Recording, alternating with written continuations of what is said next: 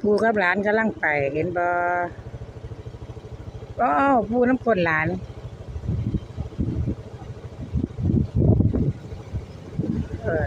เก่งเด้อพุ่นใส่ได้แล้วคุณจะครับขนาดรถนอนก็บ่หลับเออปู่น้ำคนหลานเด้อวันนี้ไปแล้วเข้าสวนมันเน่าแล้วครับเข้าสวนมันเน่าแล้วปลาโหกขนาดเลยไปแล้วคนหน่อยไปแล้ว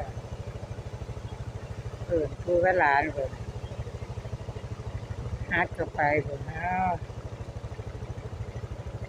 ไปจบแค่นี้นะครับ